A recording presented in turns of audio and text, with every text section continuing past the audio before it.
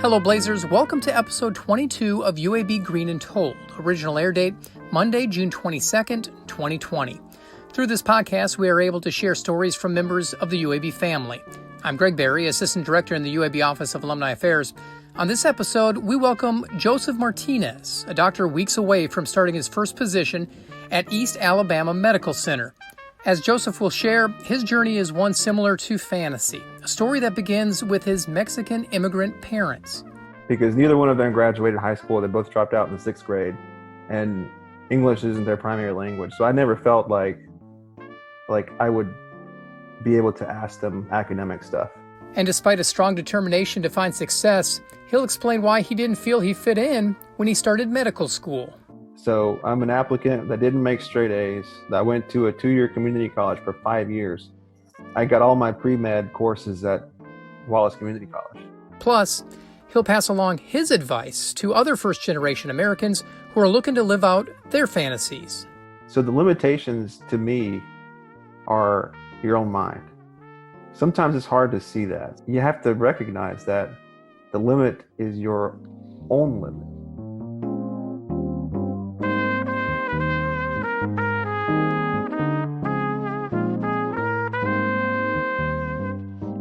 Dr. Joseph Martinez is weeks away from completing his cardiothoracic surgery training. When he does, it'll be the latest chapter in his family's life story. It's one that includes his parents immigrating from Mexico to live the American dream.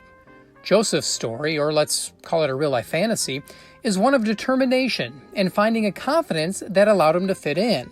But before that, we need a background into where he came from, before UAB and before he was even born.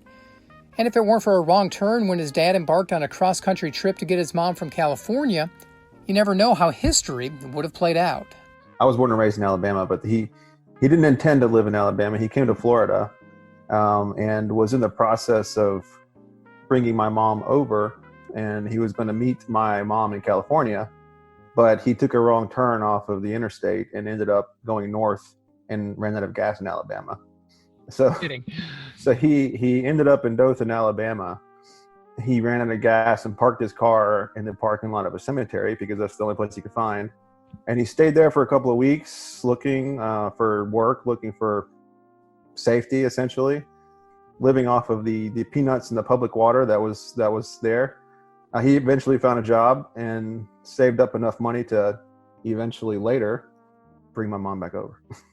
And that couldn't have been easy communicating with your mom, because this is in the day before all of this technology, all of this cell phone, and all of this stuff that we're doing now with Zoom. Going across the border was way different then than it is now. I mean, it's still dangerous either way. But when you're doing it like that, it was certainly dangerous. But enough people knew enough people, and it was enough word of mouth to be able to do those things. Again, that was before my time, and I don't know the details because he doesn't talk about that much, but they ended up making it across in California and then finding their way back to Alabama, which is where he had some roots, because he ran out of gas and spent some time there. He found a job, found a place. He bought a mobile home, a little plot of land, and that's where they started, and he kept his job, and we were eventually born and raised there. So you were born in Dothan. What was Dothan like when you were growing up? You're a first-generation American living in southeast Alabama. Beside my immediate family and my 3 brothers, there weren't very many Hispanic people. There really weren't any. I mean, there was one guy that my dad was friends with, but we went to school, went to a country school, a county school. And we were pretty much our best friends because we were the only ones that were like ourselves. We had friends, obviously, it's the white community, the black community, but you're a kid, you're a kindergartner, you're a 6, 7, 8-year-old kid. And it's obvious that I'm not here, I'm not there. I'm kind of stuck in the middle here. And, I knew my family was from Mexico, and we would visit Mexico between grades over the summer, and it was obvious that I wasn't from Mexico either, even though my family was from there. Looking back, it really did a lot in terms of growth, because you realize how fortunate you are to grow up in a place like the United States. Because, we would visit our family and we would take them our clothes that we grew out of. We would give our cousins that were my age clothes. And I always thought, man, I feel like this isn't fair, you know? And you're a kid, you're thinking those things as a kid. I wish that they could have what I have, but then the world just doesn't work that way. And you're a kid thinking those things, and you grow up, and I don't know, it just helps you grow. It helps you think differently. But you know, growing up in Alabama I loved it. I didn't know anything differently. My best friends, I mean, everything. I was born and raised in Alabama. Went to college in Alabama, med school in Alabama, residency in Alabama. I'm doing fellowship here in Texas. It's the first time I've spent a protracted amount of time outside of Alabama. All of my roots and friends are there, and I loved everybody there. What kind of kid were you growing up through elementary school on into high school? I would say I was a very quiet kid. I don't know why. Even still now, I think I'm relatively quiet. People say that I'm quiet, but the people that really, really know me, they know that I'm joking around all the time. I feel like I got this from my dad. My dad played a major role in how I was raised and how I view the world. But I noticed that when he talked to people, he asked a lot of questions. He didn't do much talking. And I always wondered, was this because he was maybe unsure of the world, unsure of the conversation? But when you look back, I feel like he knew exactly what he was doing. And I think you learn more when you just listen and watch and observe and feel the conversation and see the people that are around you, so you can know the right questions to ask and things to do, look for opportunities and stuff like that. But I feel like when I was a kid, I was probably a quiet kid. What kind of challenges were you faced with growing up, especially academically? That's an interesting question. So I never felt like I struggled in school. But the interesting part is that even when I didn't feel like I could count on my parents, because neither one of them graduated high school. They both dropped out in the 6th grade, and English isn't their primary language. So I never felt like I would be able to ask them academic stuff. That's just the way I felt growing up. But honestly, I just kind of figured it out on my own, you know, between friends and seeing what other people did and just hearing advice from different teachers. Academically, I never really struggled in high school. I didn't really have to really study until I got into college. But then that was a little bit of an awakening because the level of difference was significantly higher, and I had to change my study habits. But I mean, it worked. But in terms of academics, I always did fine. I feel like I'm lucky in that perspective. You initially started out in the nursing realm, or at least you wanted to be a nurse when you went to Wallace Community College. Was that just an end or a means to the end and going to medical school, or did you kind of shift your journey during that time? So when I graduated high school, I didn't really know what I wanted to do. My dad always told us, you have to graduate, you have to get an education. If you don't get an education, you're going to end up like us. You're going to be working, you know, some hard manual labor out in the fields, or doing something like us and everybody that you know. You have to get an education. Like, okay, I'm doing that. But what does that mean? You know, you're a kid, right? You're 9th grade, 8th grade, 10th grade. Like, great, I'm in school because that's what I'm supposed to do. Mm-hmm. I'm getting an education. But beyond that, I had no idea what I was going to do. But he always said, if you want to have a good life, you should be a lawyer, an engineer, a doctor, an architect. Just go be something. You know, go to college and be something. Like, okay, fine. What does it mean to be an architect? What does it mean to be a lawyer? Like, you can't just walk into a school and say, hey, I want to be a lawyer. Like, what does that mean? And when I talk about not having guidance academically, that's kind of what I meant. You know, I didn't know any of those people. I didn't know any doctors. I didn't know any architects to ask the questions, to know where to even start. So I graduated high school with a 2-year academic scholarship to the local community college, which is Wallace Community College. I knew that that's where I was going to go because I had 2 years of free college. I mean, that to me just made sense. There was no other path. I was going to graduate and go to Wallace for 2 years, whatever that meant. Yeah. I feel like things just kind of fell in place. And my older brother, 2 years older than me, he was a nurse at a hospital in Dothan. And I knew he was a nurse, but I had no idea what a nurse even was. I didn't know what nurses even did. I just knew a nurse was a profession. I knew it was a job. I knew it was a thing. But one day I was talking to him in the front yard, and we were, 16, 17, 18. And he was telling me a story of him. He worked in the ER also, of him doing CPR on a patient and the patient surviving and doing okay. And he's telling me this story, and I'm thinking, you did that? Like this is the stuff that you hear and see on TV. We used to watch this show called Rescue 911 growing up, and I loved it. I loved those kind of shows, and he just told a story right out of the Rescue 911 playbook. I'm thinking, this guy's my brother. Like, he just told me that that's what he does for a living. I said, if that's what a nurse does, sign me up. I looked into it. Nursing school is a 2-year program. I had 2 years of free college, and my mind made sense. It was an easy decision. What I didn't account for was that you actually have to take some prerequisites before you get into the 2-year program. So this is me again, not having much academic guidance. But I said, fine. After I got in, I realized that was the case. And I said, well, I'm going to have a few semesters of unaccounted education. We'll figure it out. You just you figure things out as they go along. We didn't have a lot of money.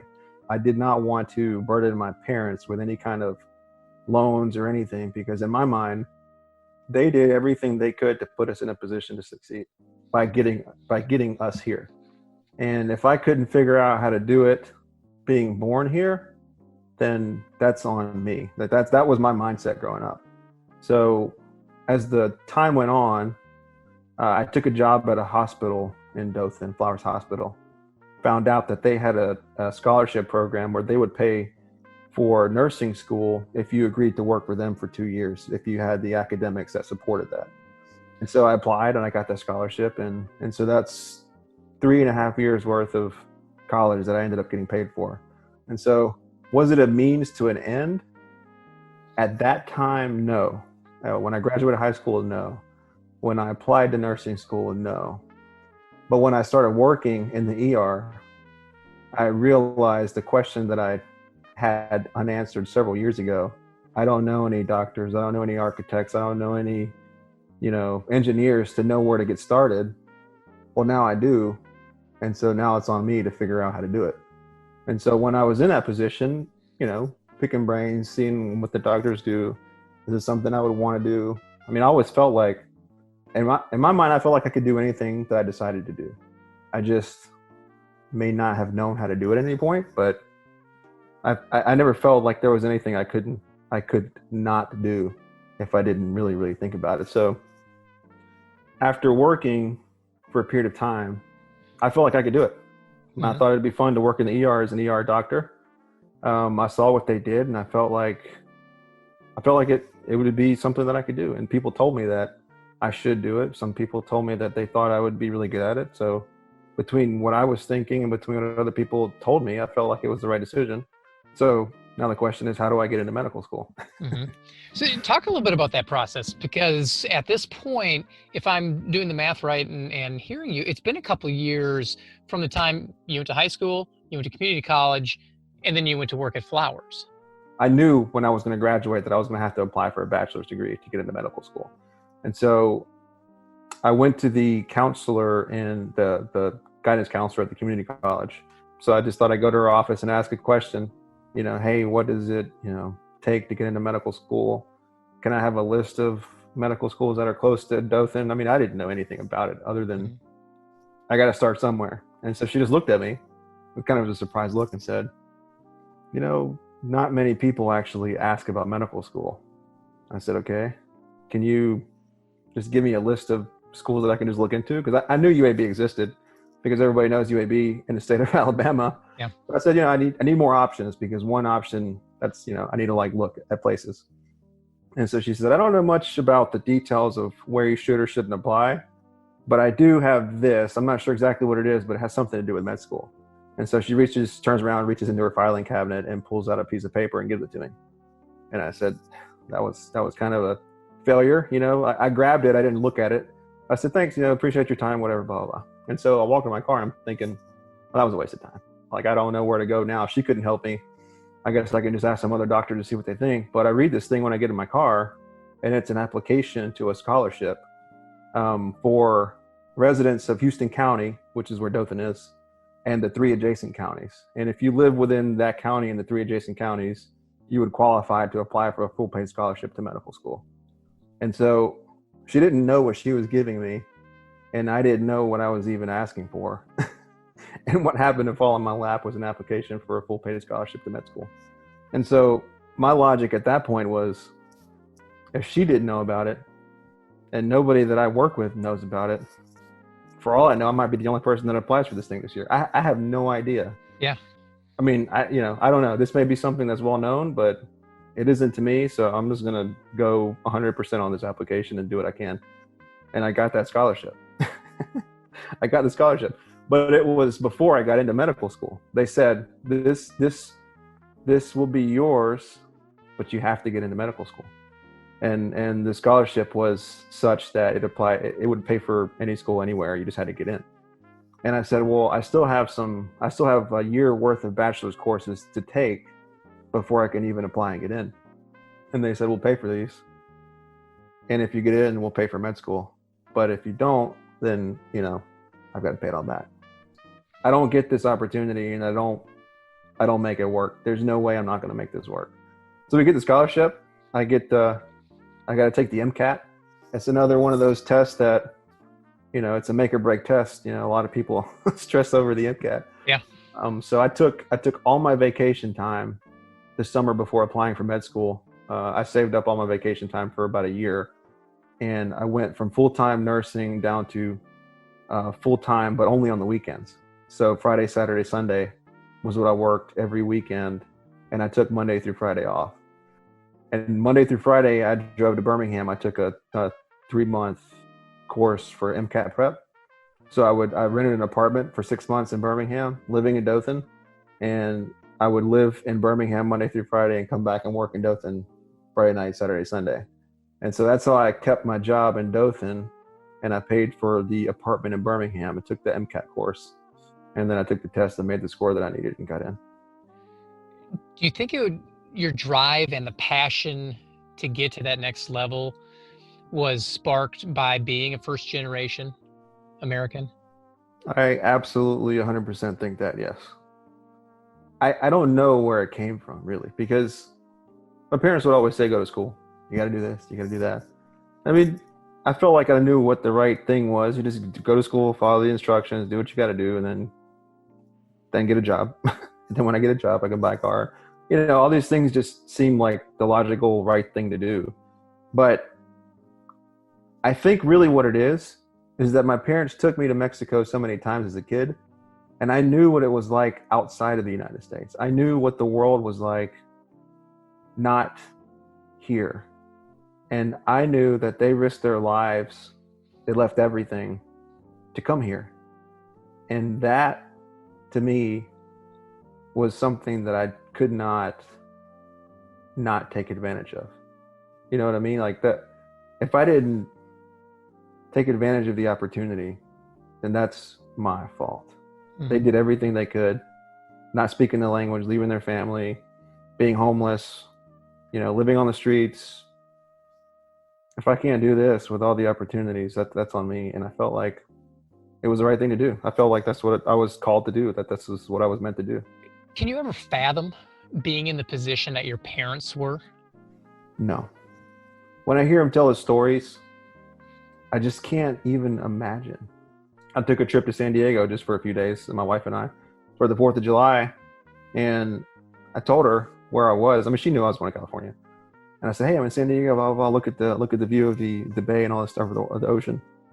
And she said, when I came across, I was like, oh, it was through Tijuana and San Diego. She was like, yeah. I remember when we came across, we stayed at the bus station, and we couldn't find the person that was supposed to pick us up. So me and your uncle and your dad, we ended up sleeping in a ditch for a couple of days until we could find. I'm like, you're just like, you've never told me these. I'm 35 years old, and randomly I get these stories, and I can't even imagine. I sat there and looked. I looked at the street that I was on, and I said, none of this was here. All this is new. Like, I just try to imagine the landscape with none of those buildings there, and just my parents sleeping in a ditch. It's crazy. It's crazy. You get into medical school at UAB, and there's probably not a lot of others like you, look like you, talk like you, with the same stories as you. Did that present any challenges for you, or did you look past that because at that point you knew you wanted to set yourself up for success? So one of the things I vividly remember was the very first time I walked into med school as a medical student. Not the pre-enrollment process where where you're getting signed up, but when I walked into the Volker Hall for the first time as a med student to take the first class. And I remember thinking, do I belong here? You know, you ask yourself, I know a lot of people that are going to be here went to big universities. They got these, traditional science degrees. They did the MCAT, so I didn't make straight A's through college. So I'm an applicant that didn't make straight A's. I went to a 2-year community college for 5 years. I got all my pre-med courses at Wallace Community College. So I was working in Dothan as a nurse, getting online bachelor's through the University of Alabama, but I never actually went there. So I'm walking thinking, do I actually belong here? How am I going to be able to compare with other people that are here? And I didn't know what to expect, really. But growing up, if this is going to be anything like the rest of my education, there aren't going to be very many Hispanic people here. There just aren't. I shouldn't say most, but I knew a lot of people will have come from other parents who are doctors, and the reason they wanted to be a doctor is because they have an aunt or an uncle or somebody that they are related to that was a doctor. And I'm like, my mom cleaned houses for a living. My dad, we did landscaping for forever. He worked as a mechanic. He worked at a fertilizer plant. Like, I got nothing, I'm just here. We're going to learn it and figure it out. We'll see where this goes, and it should be fun. But yeah, there were certain questions, there was certain doubt, there was certain, am I going to be able to do this? And I think I felt that way through at least the first couple of classes, because they have it divided into what they call P1, then P2, 3, the middle 50%, then P4, depending on how your grades are in med school. And when I was in the upper 50% for a couple of classes in a row, I said, okay, I belong here. Like, this isn't a fluke. This isn't a joke. I did this. I earned this with a lot of help from a lot of people, but I can do it. I'm going to graduate and it's going to be fine. I had a kid, and it's my second year of med school. And I said, if I can keep myself in the middle 50% with a kid, those first few months, I maintained my grades, and I said, okay, I got this. Like, I got it. We got it. Let's go. Most of the restraint, most of the doubt, it's all internal. It wasn't from any person. It wasn't from any of the teachers. Like, everybody was great. Everybody was awesome, nice, helpful. It's all internal. All of that had to be a point of pride for your parents. Yeah. You could see it. You could see it. I don't like talking about it. I'd rather they say whatever. I don't want to ever put words in anybody's mouth, but I could tell. It felt good for me, and I could tell it felt good for them. Did you ever come across a mentor that was Hispanic that helped you through this entire process? No Hispanic mentors. All of my mentors were non-academic related. Priests, my parents' friends. We were very close as a family growing up because there weren't very many of us Hispanics in Southern Alabama growing up. I will say I had a teacher in nursing school who did push me. I was getting kind of burnt out, as you could probably imagine at some point, going through all that. I was working and in nursing school, and the grades weren't the best. And she pulled me into the stairwell in the hall. I was doing nursing clinicals, and I remember she pulled me into the stairwell, and she just looked at me and she said, "What are you doing?" I said, I don't know. What are you talking about?" She said, It's not that you don't care. She's like, "I know you care. So why are you slipping? What's going on?" I'm like, "I don't know. Nursing school seems harder than I thought it was going to be. I mean, what do you mean?" She said, "Look, I can tell you're working hard." I'm like, "Honestly, I'm starving. Like, I just want to go eat lunch right now. And the clinicals don't finish for another 2 hours, and I have to go to work right after that."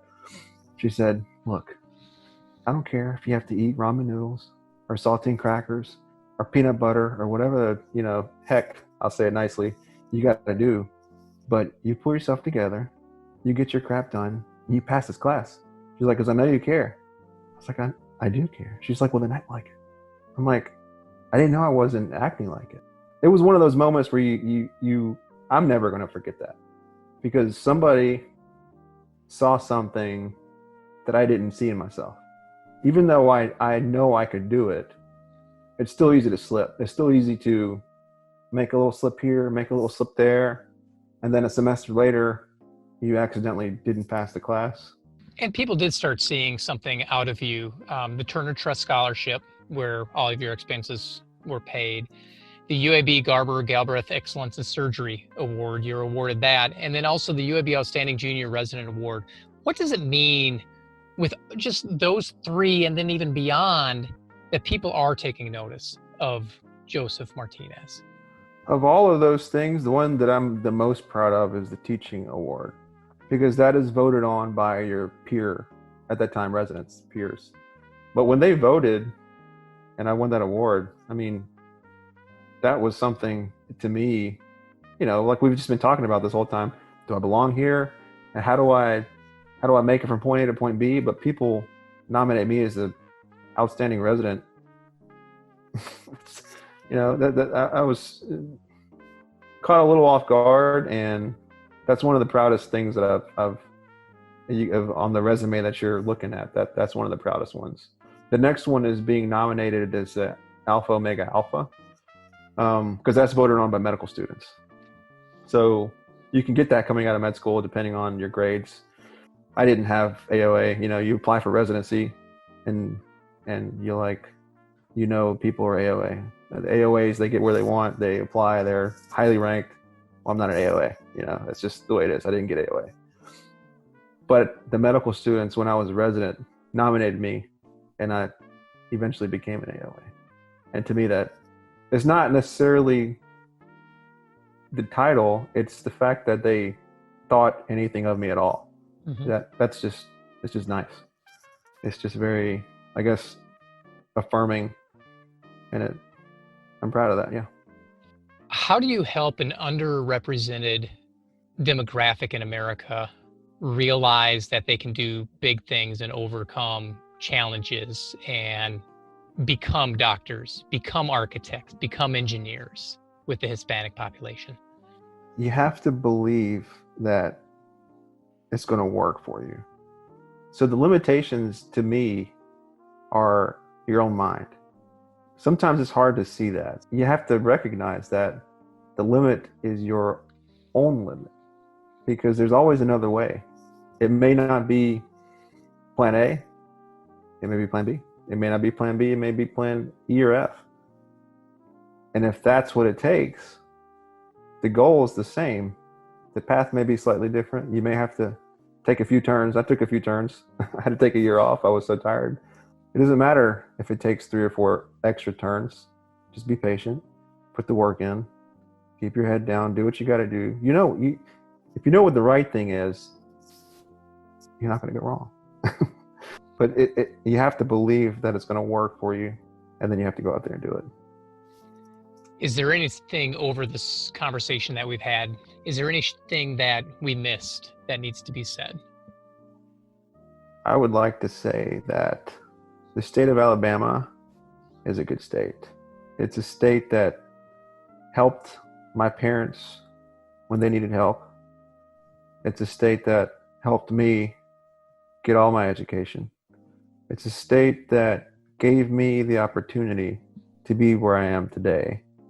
And the state is made up of people, which means that the people of Alabama are great. The people of Alabama are helping, they're kind, and the University of Alabama at Birmingham, without a doubt, is made up of the same character. Welcoming, helpful, give you the opportunity. So I just would like to tell everybody that you can come to UAB and you can get it done here.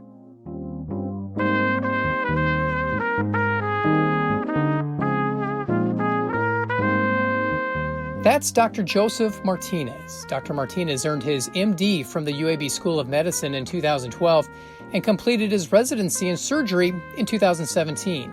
Currently, he is enrolled in the Klass School of Business as he works toward obtaining his MBA. Throughout his life, Joseph has blazed his own path, and he knows what it means to be a blazer. You meet people at UAB from all over the place. All over the world they come, and they end up at UAB. And they all have their own different stories. I think what it means to be a blazer to me is that you can actually be what you want. You mentioned I'm in an online MBA program. I don't know where that's going to take me. I just want to keep learning. And to be a blazer, you keep learning. You keep doing what you want to do. The opportunities are here. Med school, nursing school, they have it all. Business school, engineering school. I mean, if you came to UAB, you can accomplish whatever you want. And to be a blazer, to me, that's what it means. Opportunity. You can help us share these stories with other alumni. I encourage you to leave a written review when you listen to us in iTunes, Spotify, and Stitcher. And while you're there, be sure to subscribe to UAB Green and Told. Find out more about the podcast at alumni.uab.edu/greenandtold or email me at greenandtold@uab.edu. And don't forget to check us out on social media. Stay on top of everything alumni on Facebook, Instagram, and Twitter. We can be found at UAB Alumni. Thanks for listening, and until next time, go Blazers.